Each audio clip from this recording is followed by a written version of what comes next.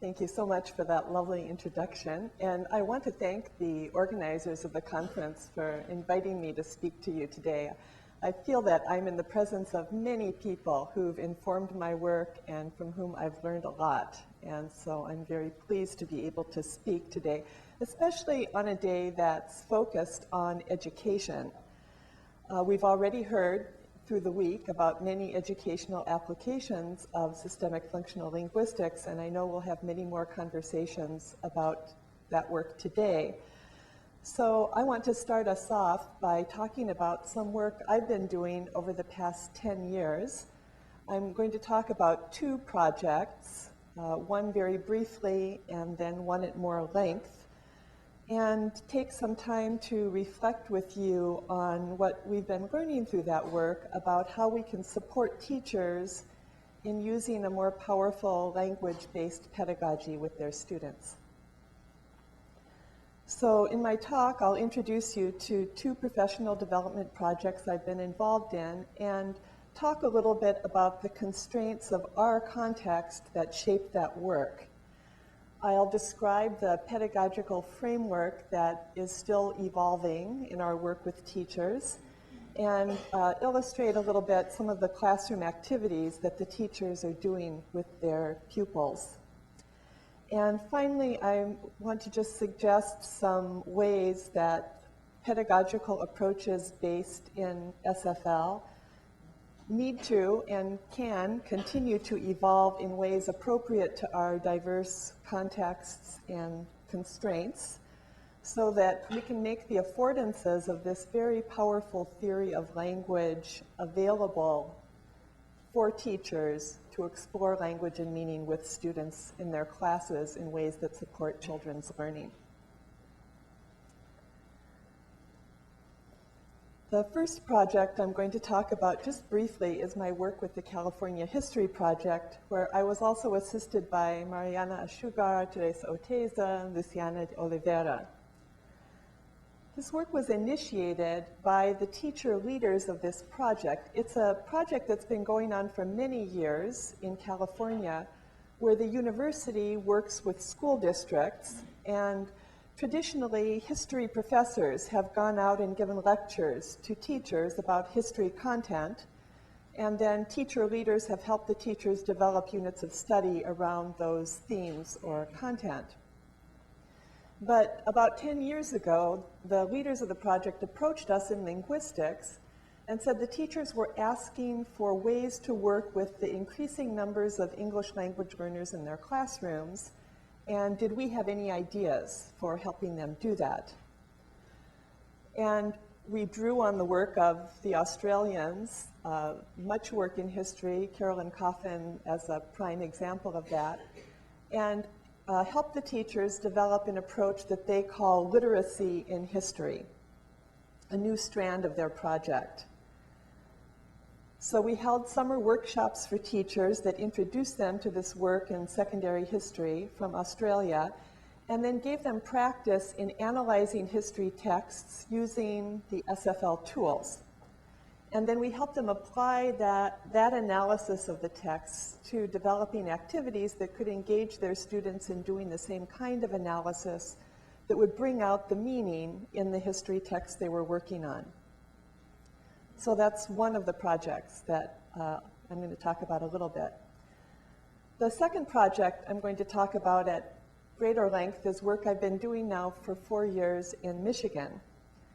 When I moved from California to Michigan 5 years ago, I was invited to speak to an English language learner task force at the Michigan Department of Education.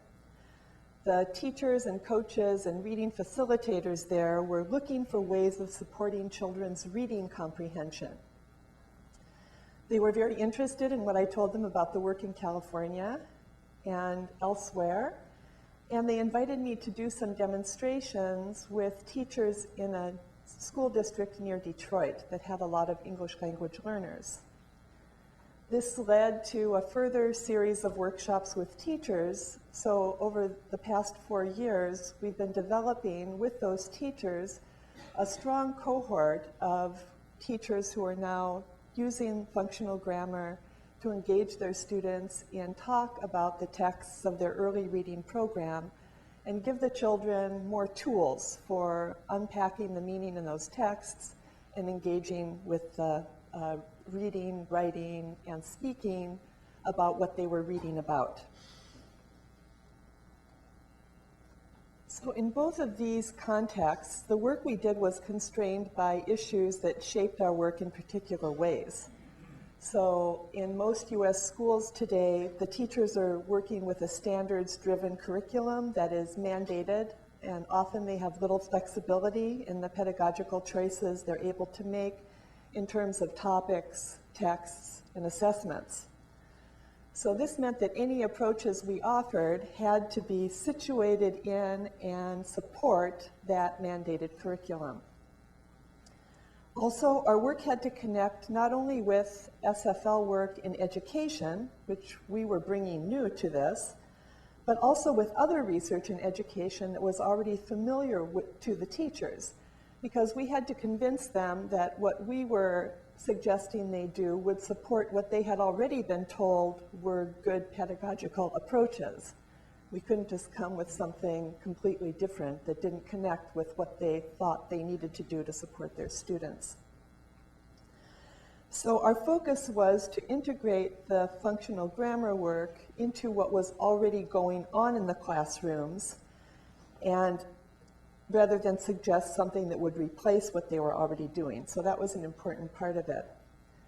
Third, our work had a specific English language learner component. And in fact, I think this is the thing that's really motivated teachers to be willing to talk more about language. The fact that all of a sudden they're working with a lot more English language learners in their classrooms, and they're seeing that they need some ways of talking about language in new ways. But in doing that work with English language learners, we're also working with a teaching force that really doesn't have any preparation for talking about language, and that has very little linguistic meta-language, no preparation in linguistics. So we had to be able to teach them new ideas about language at the same time that we were giving them strategies they could apply, because teachers in our context also expect that when they come to in-service professional development, they're going to learn something that they can take right back to the classroom. So we had all of these different aspects that we had to consider as we were thinking about how to introduce functional grammar, which we knew would be a powerful tool. So we couldn't first teach them a course and then think about ways they could apply it. We had to come right in with applications that at the same time would build up the teacher's knowledge. So many of you are familiar with this diagram, which is prominent in many of the publications from the Sydney School pedagogies and the Australian work over many years that has made so many contributions to our understanding about the linguistic challenges of schooling across subjects and about how teachers can better work with students to help them gain control of disciplinary discourses. So this work takes genre as its organizing principle and then develops pathways into increasingly challenging genres as a way of scaffolding learning for students. So we learned a lot from this work, and this teaching learning cycle offered us a lot of key ideas that we've also taken up. So those include the need that teachers model with students, text, deconstruct text, that the classroom have interaction about language that uses functional grammar, that reading and writing be connected. So these have been really important contributions that have helped shape our work too. But at the same time, as I said, because of the constraints of our context, we couldn't use genre as our organizing principle in going into the work with teachers. So we had to take the understanding about genre, but use a different principle for bringing the ideas from functional grammar to our students. In our context, genre has many meanings. It's highly contested. Teachers already have understandings about it that don't match up with what this work represents. And so we had to come up with a new way of presenting an overall framework. So instead of being able to say, here's a program for you to implement, we had to say, here are some ways of talking about language and meaning that can help you as teachers reach the goals you have for your students. So our primary focus then has been to help teachers talk about meanings in the texts of their regular instructional program. And to accomplish this, we foregrounded the notion of register and development of the functional grammar meta-language related to the meta-functions. So we begin our work with teachers by using the SFL meta-language to explore and model for them ways of talking about language using the texts of their curriculum that we then hope they will take up and do also with children in their classrooms. So we engage them in practice analyzing the text of their curriculum using the functional grammar constructs, then model classroom activities that they can adapt for their particular contexts in ways that help them explore with their students the meanings in the texts through activities around reading, speaking and oral interaction, and writing. So we do that in workshops, and then we ask teachers to work together in collaborative groups to apply these ideas by developing units of instruction that will likewise engage their students in using that same meta-language and doing similar kinds of activities in the classroom. So in asking them to develop a unit of instruction, we have them think about a key learning goal. So it's the learning goal that they set for themselves and the children that helps them identify what in the text would be worth focusing on, what functional grammar strategy would be useful for bringing out the meanings related to that key learning goal. And that helps them focus on what they can do to support something concrete that they want to accomplish. And we found that's been very powerful because with the kind of curriculum our teachers currently have, you know, you can turn the page and ask the question and turn the page and ask the question. And the curriculum doesn't prompt teachers to really think about the big picture of what they're trying to achieve in a particular unit of study or with a particular text. So the teachers are finding it very challenging but also motivating to have to ask themselves, what do I want to engage the children and talk about as we read this text? So this is an example from a teacher's unit from the history project that just exemplifies what I've been talking about. So here, I don't know if you can read that very well, but the teacher has chosen a standard, so it's all standards driven. The history teachers are given the list of standards to reach that year. And this one is related to the significance of 3 documents in early American history that influenced the Constitution, the development of the US Constitution, the Magna Carta, the English Bill of Rights, and the Mayflower Compact. So the teacher developed a guiding question for the unit of study, and then in the history project, the teachers also develop a thesis. So what do they want the students to be able to say, write about, know, in order to answer that question? That also focuses the teachers in really interesting ways on what it is they're teaching. And then they identify functional grammar strategies that they can use in reading those texts with children to accomplish that goal. So here the teacher has decided to look at participants in the Magna Carta, at action verbs and participants in the English Bill of Rights, at participants and processes in the Mayflower Compact text.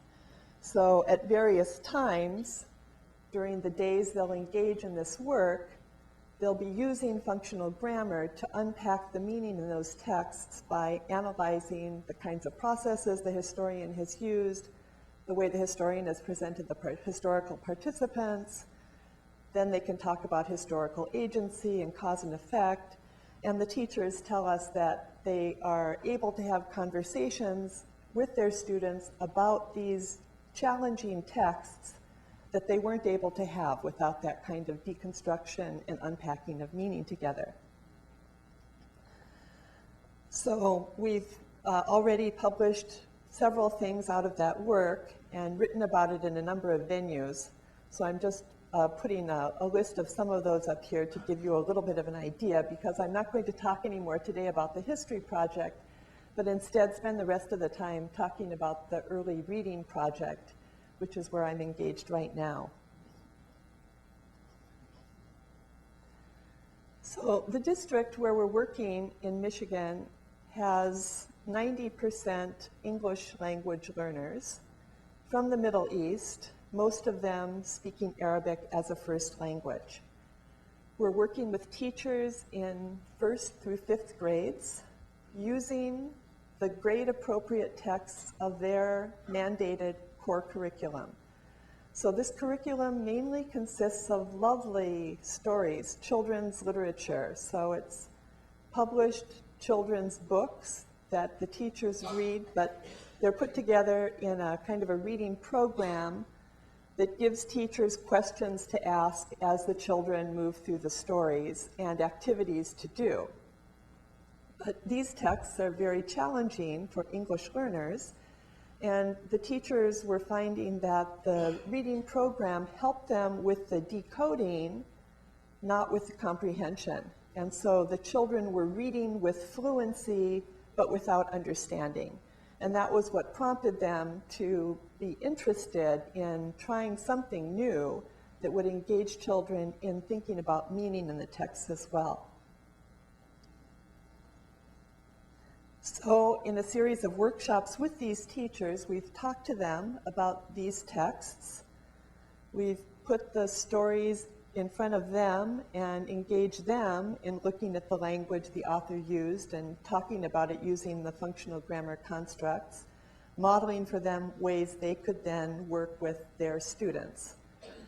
And in doing that, they became motivated to learn more about the SFL constructs and then began to be able to do some analysis of the text on their own and develop activities that they knew would work well with their students.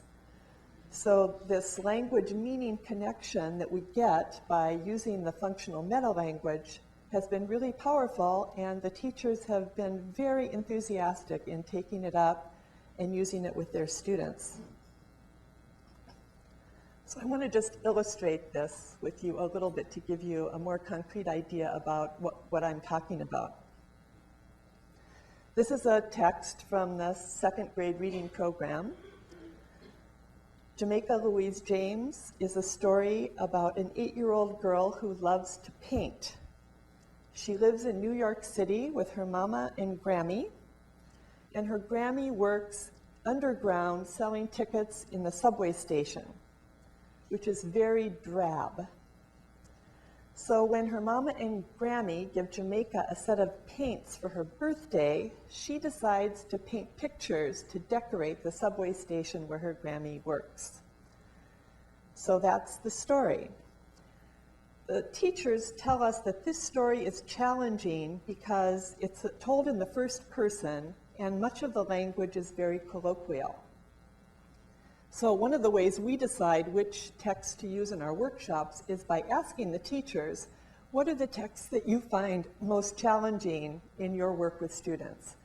And they nominate texts that they think are boring or that the students have trouble understanding. And those are the ones that we find interesting things in that we can engage them in talk with their students about. So when they told us that this story was told in the first person and that was challenging, that focused us on the linguistic systems and register features that construe that interaction between the narrator and the reader. And so we help the teachers learn about and engage their pupils in exploring the ways the author exploits these systems in the text. So let me just ask you to take a few minutes here, and maybe with the person sitting next to you, to just look at this page, which is the first one in the book, and talk with the person sitting next to you about where Jamaica switches from narrating the story to interacting with the reader, and how the wording interacts with the illustration here.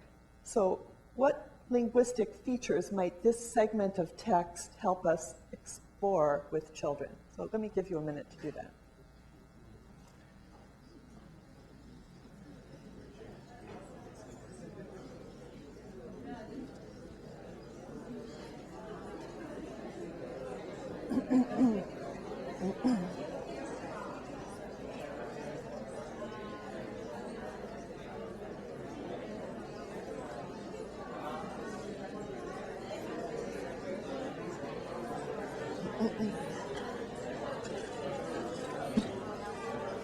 Hi. Only because it's really hard for me to pan from up there, so if you don't mind stepping back so much, so you step back, but obviously don't, it's just I'll try to get me that. Sorry.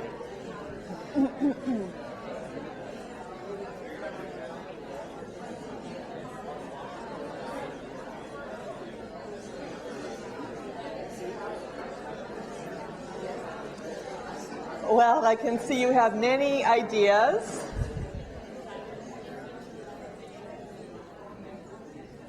And that's just what happens when we put this text in front of teachers and ask the same question, and when they put it in front of children and ask the same question. But of course, you are linguists, so you probably mentioned a lot of things in this text. The you in the text above the picture, the command and the question below the picture. You probably noted the that refers to the picture Jamaica is pointing to, and how Jamaica is asking us as readers to look at the picture and connect with what she's saying.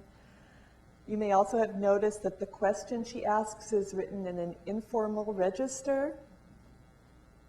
Want to hear my big idea? This is not the kind of question formation that we teach English language learners, so it's an interesting place to make comparisons. And so there's many rich aspects of this text that teachers can start learning about, and then we can introduce the notion of mood and talk about declarative, interrogative, imperative, and then we can introduce the notion of speech function and talk about statements and commands and questions and offers, so that teachers and the children can start looking at how Jamaica is accomplishing these different speech functions, maybe drawing on moods that might not be the ones that would be typical. So there's a lot that can be done with this that gives teachers a kind of meta-language for talking then about other texts in similar ways. And you can see here an artifact from the classroom where the teachers had their pupils get together in little groups and also pull out what is the language, the question asks, what is the language that shows us Jamaica Louise James is talking to us? And so the children pull out that language, and later these charts that the children make will be put together, and the whole class will engage in some discussion about this, connect it back with those linguistic notions, and explore the meaning in the text. So having the teachers engage in analysis in ways they can take right to their classroom, the meta-language creeps in and develops. Let me give you another example. Another construct of functional grammar that's proving very accessible and useful to teachers is the notion of processes of different types. So to briefly illustrate the utility of this notion in the early reading classroom, I want us to look at a crucial moment in the story. This is the point where Jamaica gets the set of paints on her birthday from her mama and Grammy and decides that she's going to paint pictures for the subway station.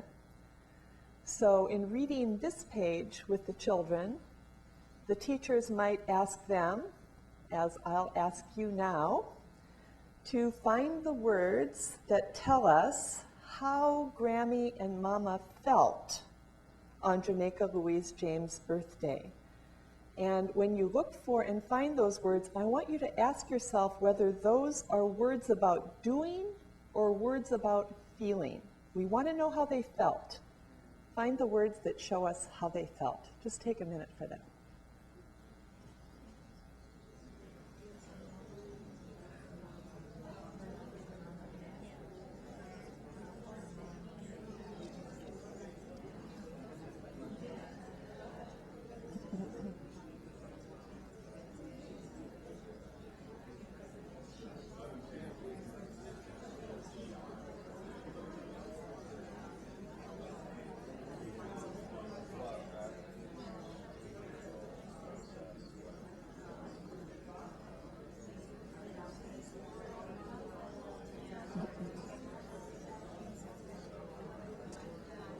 So, what are the processes that you identified?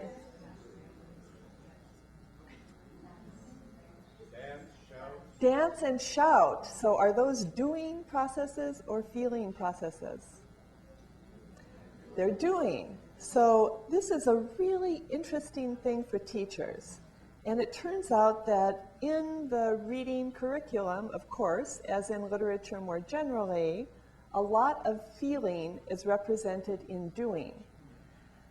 The comprehension questions the children need to answer at this point in the story are about the characters' feelings. And yet the author doesn't provide wording that gives the children ways of talking about feelings. And so the teachers have found it very useful to have the children identify the doing, collect the doing processes, and then think about what kind of feeling that doing represents, and introduce the language of feeling that the children are going to need to answer the comprehension questions they need to answer. So this notion of identifying what kinds of processes the author has used and thinking about why the author has chosen those processes and what kind of meaning they represent has been a really powerful part of the things the teachers have taken up. And in fact, the teachers themselves, completely independently from us, developed this poster, which now hangs in all of the classrooms in the schools where we're working. And the children are talking about processes all the time. In fact, I went out to a classroom a couple of months ago, and the teacher had told them I was coming from the university to visit their classroom. And I'm not sure exactly what she told them, but when I sat down at a table with a group of the children, one of them turned to me and said, "Are you the person who invented the processes?" I didn't take credit for it, but and I said to him, "Well, what do you think about it?" Oh, he said, "We love doing it." So this gives the children a way of talking about language that connects for them with the kinds of questions they need to answer as part of the reading program. And the teachers have found that thinking about how an author chooses to tell a story using processes of different kinds is really engaging. And one thing this has helped us to understand is that part of what this work is doing for these teachers is positioning them as teachers of literature. And the kind of de-skilling pedagogies that we currently have for teachers are not giving them any feelings of power or showing them what they're contributing to children that's going to develop over the school years. And now they're seeing that they are beginning to engage children in the kind of critical reading, analysis, literary deconstruction that the children will continue to do through the school years. And this is making the teachers feel very good about what they're doing and very powerful in their work. These 4 process types come from Martin and Rose's Working with Discourse, first edition. So it focuses us on being able to take the processes and put them into these 4 categories. Of course, we know that this is always challenging. What process is it, and how do we categorize it? And to do this, as linguists, we have a lot of tests, and it gets very technical and complicated. But it doesn't really have to start with the technical and complicated. It can start with the meaning, and We stress that it's not really about the right answer, it's about the talk about meaning that you're engaged in, and that we can just accept that some processes are on the borderline. And so the teachers have been very motivated by how animated the children get in this discussion and the ways they debate what kind of process this might be.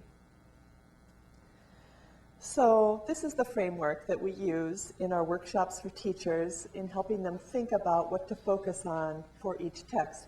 Because of course each text is different and presents different affordances, and how do you know which functional grammar tools, meta-language might be most useful?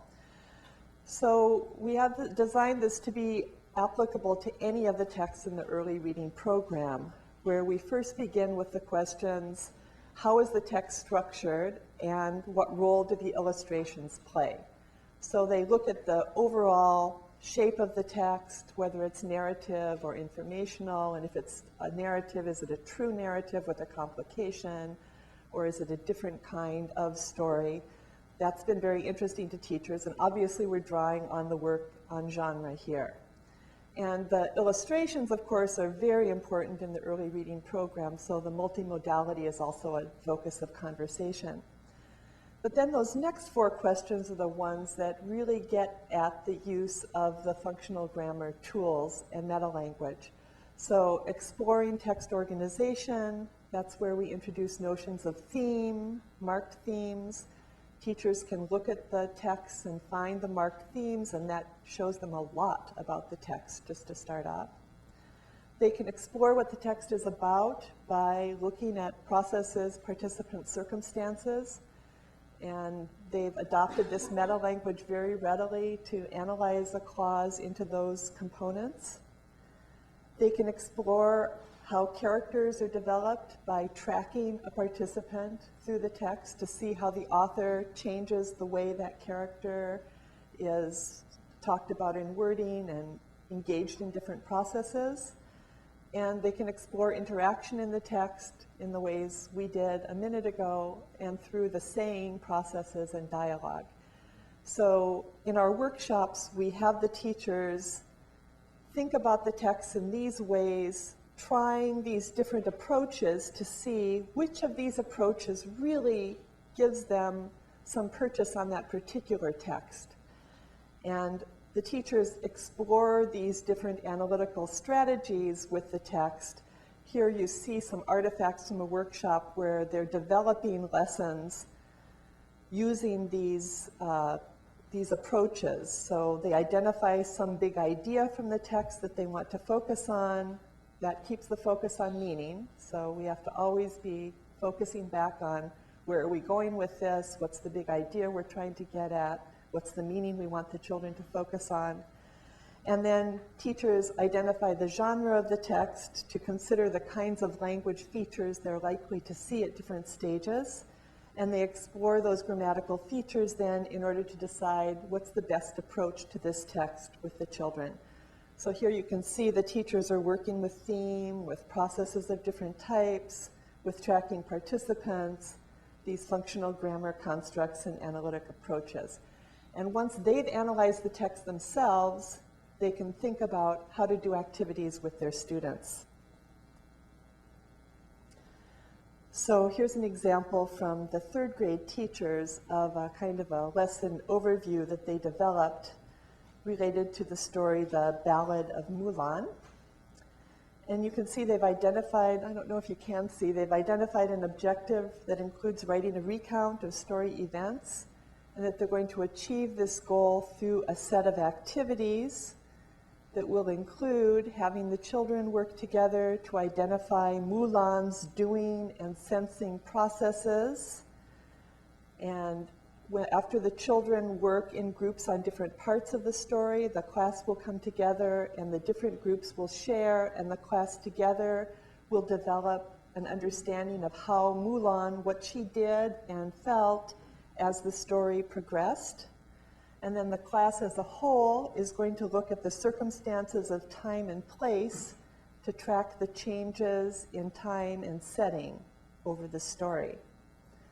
So this is a teaching plan that the teachers develop together and will take back to their classrooms and implement, where they link the big ideas they want to get at with the functional grammar tools that will best help them achieve those big ideas, and infuse that then into a set of activities that will include reading, talk, because oral language development is so important for these children, and writing that uses the same language that the children have pulled out of the reading and discussed in their groups. So I'm going to illustrate this whole process through an example from some third grade classrooms using a different text. So these 8-year-olds are writing about a story called 2 Days in May. It's about a girl named Sonia who lives in a city and wakes up one morning to find that a family of deer has wandered into the apartment courtyard. She is very excited to see the deer, and then she finds out that the animal control officers are planning to come and shoot the deer to limit the population. So she organizes the neighborhood with a peaceful protest that ends with a rescue organization coming to return the deer to their habitat. So the work begins with an investigation by the children done in pairs or small groups. And this typically follows a few days of the kind of typical classroom work teachers would do with a story like this, where the children have looked at illustrations, they've read the story a couple of times, they've talked in general about what it's about, and now they're going to engage in this close analysis of what the story is about. So these photos illustrate the stage where the children are gathering language from the story and categorizing it in some way. And in this case, they're identifying the processes Sonia is involved in at different points in the story. So here's an example of the artifact the children are using, and I have the text there that you can see highlighted, the language the children have focused on as they've filled in this chart with the different kinds of processes, where they've categorized what Sonia was doing, and we see that doing is the most prominent process Sonia is engaged in at this part of the story. So later, the children are going to use these doing processes to write a recount of Sonia's activities. So this organizer or scaffold is collecting for them some language that they're going to talk about and then later use in their writing. So by working this way with small portions of the text, with the children in different groups working at different parts of the story, the children read very closely and have conversation about every sentence and every clause. And this is what we think is really deepening their comprehension and making this language that they can then use productively. So they're developing new linguistic resources as they look at how the author wrote this story. So this interaction in small groups, I really want to stress the importance of this aspect of this. English learners need opportunities for talk, and it's very challenging for teachers to develop group work activities that are really productive for them. But the other thing that we see is, as the children are debating with each other about whether this is doing or sensing, the teachers start seeing the children as more capable. And the teachers start realizing that the children are able to do more than they had realized the children are able to do. One principal told me recently that I was out visiting the school, and she said the day before, the school improvement team had come out from the district office. So this is a school where the first immigrants land, and mainly immigrants from Yemen these days, very poor children and a poor neighborhood economically.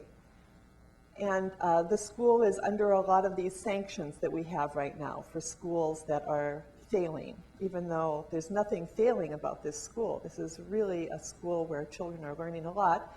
but on their test scores, they're not achieving what they should. So the school improvement team was out, and one of the group members, so the group went into a classroom where the children were doing this kind of functional grammar activity, and one of them said to the children, "What are you doing?"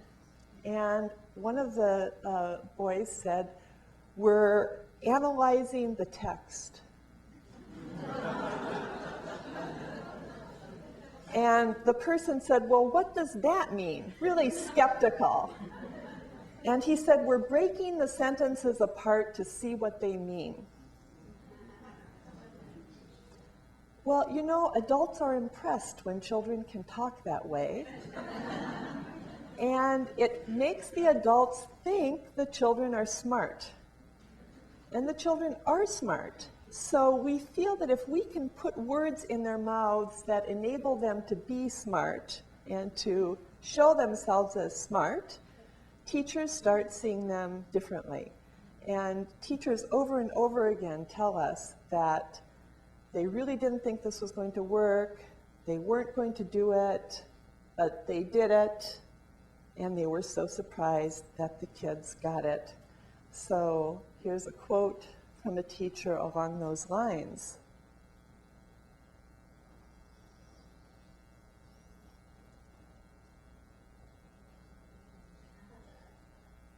So we're very motivated by the way the teachers are responding to these activities and engaging their children in the work, and the teachers are very motivated by how the children are responding. One teacher told us that she actually really didn't understand it, but she was pressured to do it because everybody else in her grade level was going to do it at the school. So she said, "I just said what you had told us, and I gave them the thing." And she said, "I walked around and I realized they got it. The kids totally understood what they were supposed to do, and that helped her understand more about it too." So it's been very exciting for us. So after doing that analysis in the small groups, then the children report on what they've discovered. So here you see the children, and in some of these classrooms, the children even use little microphones when they go up to do their reporting. They have very little voices, and it's nice to project them. And then the teacher facilitates a discussion where the information is gathered from these different groups, for example, about the processes, and the class can talk as a whole about how over the course of the story, things change, develop, and evolve. Teachers use different technologies for this. Here you see a smartboard, but other teachers use sentence strips. Some of you who were here before we began this morning saw some other photos where children were writing on sentence strips and collecting them to show how things evolved as the story goes on. And then following the investigation and discussion of the reading, the teacher asked the children to draw on that same language in writing. And so this example shows how the children drew on the language they explored in 2 days in May to write recounts. This is not our scaffold. We didn't develop this writing prompt that you have here. In fact, it comes from a different professional development program that the teachers had attended, where they were given this format as a way of getting their children to write. But the teacher has taken our meta-language and added it to this scaffold. So the teacher wrote the word recount over the word blueprint, and blueprint is this other program. We don't think there's really a blueprint. We think this really does have to come creatively from the children. But the meta-language that that program offered was introduction, detail paragraph, and summary or ending. So the teachers found these labels very unsatisfactory, as they give no indication at all about the goals of each of these stages or the language features that you would expect to find. So we introduced teachers to the meta-language around recounts from the Sydney School work. And the teachers then adapted this scaffold to include the functional grammar meta-language specific to a recount, where we see that the introduction or beginning is elaborated as the orientation, the detailed paragraph is the sequence of events, the conclusion is the evaluation or judgment.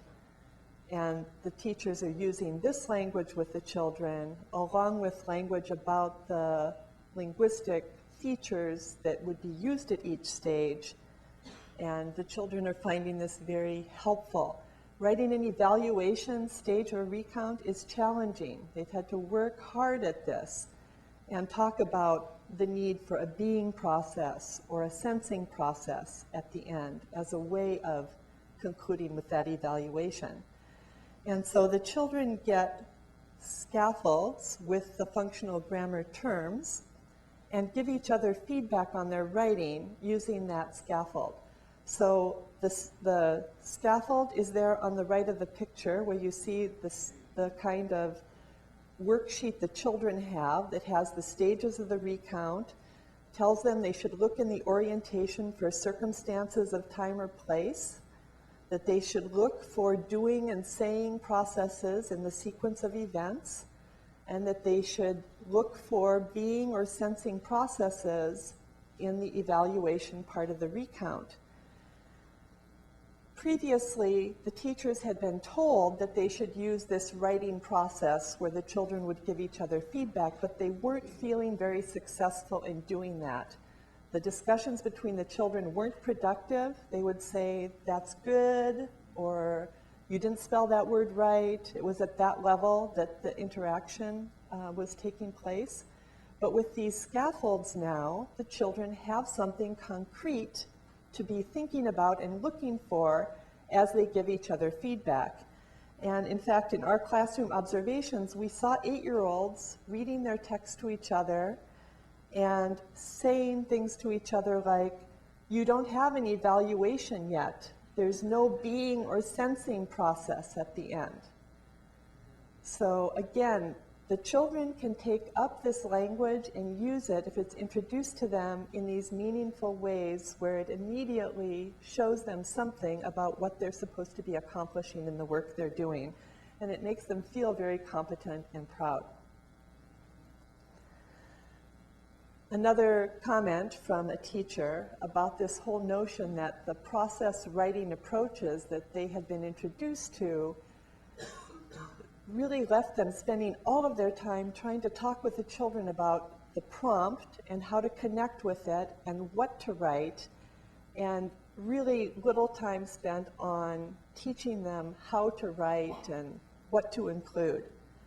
So teachers are finding that this SFL meta-language helps them indicate the general nature of the language needed at each stage. A big improvement over the kind of formulaic sentences that they were taught about in other professional development programs, where they were told, for example, tell the children that every text should end with, "The lesson I learned from this is." Teachers resist that, but if they're not given something more powerful, they're not sure where to go with it. So they're finding this very powerful. And you can see from responses to evaluations of the work we've been doing with the teachers that at very high levels, they believe that this work is really helping them achieve their pedagogical goals with their students. So I just want to highlight again briefly the lessons that I have to share with you from our work, and as our approach has evolved and teachers' understandings have contributed more to our understanding of how to make this an accessible pedagogy. So for us, it's been very important to situate the work in the adopted curriculum, to build on what's already in place, and to work with teachers to adapt it to their specific contexts. So as we work with this curriculum that's highly scripted and guided by standards that are assessed in highly consequential ways, we really have to infuse our approach into teaching in a way that helps teachers achieve the goals that they need to achieve. But at the same time, I think it offers a way of resisting the kind of de-skilling of teachers that that mandated curriculum really represents. So we stress that this approach is not a set of templates or worksheets, and in fact it means we have to vary the activities we do with teachers as much as we can so that they don't just start taking it as, okay, I'll take the chart and have the kids do the processes and then that's the story. So this idea that you have to, with every new text, think again about what's the goal, what's the big idea, what is it we really want to be talking about at the end when children understand this? And then that guides what the activities will be. I also think it's really important for our work to connect with other research in education. So teachers right now are being told to have text-based discussions, to have instructional conversations, to engage in talk with students about text. We're offering them ways to do this that are in many ways more powerful than the other strategies that they've been offered. But if we can show them that this is helping them achieve what the other theories and other pedagogies are wanting them to do, we can be powerful. They're being told to use process approaches to writing. Okay, we can step into that process approach to writing and provide some concrete tools at key stages in that help teachers achieve those goals. The connecting reading to writing is something they're encouraged to do, but how do you make that happen? We have ways to illustrate that they can do that. So connecting with other research, I really encourage all of us to try to do more to understand what other people are saying to teachers, to cite other work in our work, and to try to bring our voice in dialogue with other voices in education so that we can be seen as a contribution to work that other people are also doing, want to do, and highly engaged in. The highlighting interaction and talk about text is actually a really good way to make that connection to other work, as I've just said. But I also think it's something we really need to continue to think about. And we have seen that it's the interaction in the classroom. It's the talk between the children, the talk between the teacher and the children. This is the moment where the real learning is going on. And so that's something that we want to try to improve on and do more of. But the key to all of this really is the functional meta-language, the meaning-based language, because that is where we're able to raise the awareness, to have the meta-talk about text, and to give the teachers and the children ways of abstracting from that particular text to talk more generally about the processes, the participants, the themes, what's going on in that text that can be applied then when children independently want to go on and read other texts. So as was mentioned in the introduction, I'm very excited that we've just received a grant from the U.S. Department of Education with a colleague of mine, Anne-Marie Palingsar from the University of Michigan. We're initiating right now a new 3-year project where we're going to be developing instructional materials based on this approach that we're going to be able to disseminate more broadly at the end of the 3-year period. So we're going to be looking at differences in grade level as we do some research with this work over the next 3 years to think about what affordances it offers, what tools might be best implemented at different grade levels. We're going to be applying the approach in different English language learner contexts. So our context is one where the children all share a common language, where most of the children are English learners. We're going to also take it out to some schools where the English learners are a smaller part of the whole classroom, where other languages are involved. So we're going to explore some affordances in different contexts. We're going to develop the participation strategies and work with teachers to come to understand the most powerful ways that we can implement this in concrete ways with the children. And we're going to investigate the role of teachers' prior knowledge about language in their uptake of this work. So those are all questions that we're going to be addressing as part of this research, and I'm really excited to get that started. So, in conclusion, of course, this work is continuing to evolve, as are other pedagogical approaches around the world that many of you are involved in that use SFL to make these language meaning connections for students. And I just want to urge us as a community that as that work evolves in different contexts, and as we do that work, that we make connections with each other and with others in the education research community, and that as we do that, we also develop some new aspects of this work that aren't so prominent in our work and our writing. In particular, greater focus on the individual learner, on the communities where the schools are located, ways of making connections to the learners' backgrounds, so that we can continue to evolve new contributions that draw on this very powerful theory of language. So thank you very much.